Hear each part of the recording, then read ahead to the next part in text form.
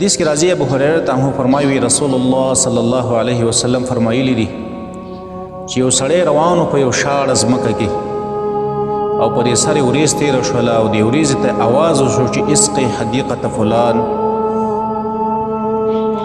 ای وریځې لاړه شه او د فلاني په باغ باران وکړه او د فلاني سړي باغ چې دی دا اوبه که او خړوبې که. دې سړي چې دا اواز واورېد ایسته په دې وریځه پسې روان شو چېرې دا څنګه چل وشو، دا به څوک چې وریځې ته حکم میلاویږي چې د فلاني باغ چې دی دا اوبه که.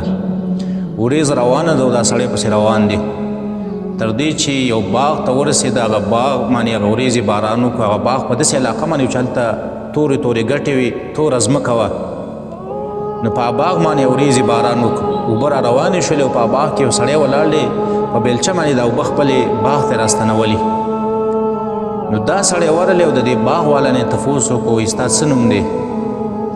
نو ده ورته خپل نوم واخیسته او هغه نوم یې ورته واخیستو کوم چې ده اورېدلی او چې وریځې ته ویلی چې د فلاني باغ چې دی دا خړوب که اوبه که. نو دې باغ والا د دې سړي نه تپوس وکړو د دې نوم تپوس دې رانه ولې وکړو؟ نو ده ورته وویل د نوم تپوس مې نه ځکه وکړو چې زه په فلانۍ علاقه کې را روان وم او وریځې ته ستا نوم واخیستلی شو چې ای وریځې لاړه شه او د فلاني باغ اوبه که.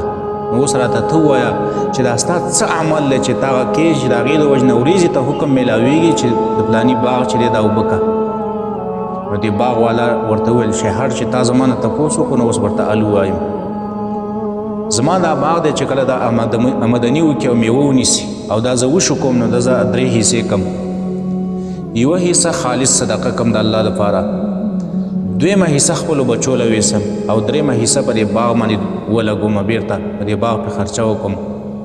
د دې حدیث نه موږ او تاسو ته دا عبرت او زموږ دپاره دا نصیحت دی چې ګوره کم خلک هغه د مال نه زکات ورکوي، صدقې ورکوي، نو د هغه خلکو بندوبست الله په اسمانونو کې کوي، د هغو خلکو بندوبست الله پاک په وریځو کې کوي چې وریځو ته حکم میلاویږي چې د فلاني باغ دا اوبه که. کم خلک چې صدقات وباسي، د خپلو مالونو نه زکاتونه وباسي، د هغې مال چرم د صدقو د وجې نه کمیږي نه بلکې زیاتیږي.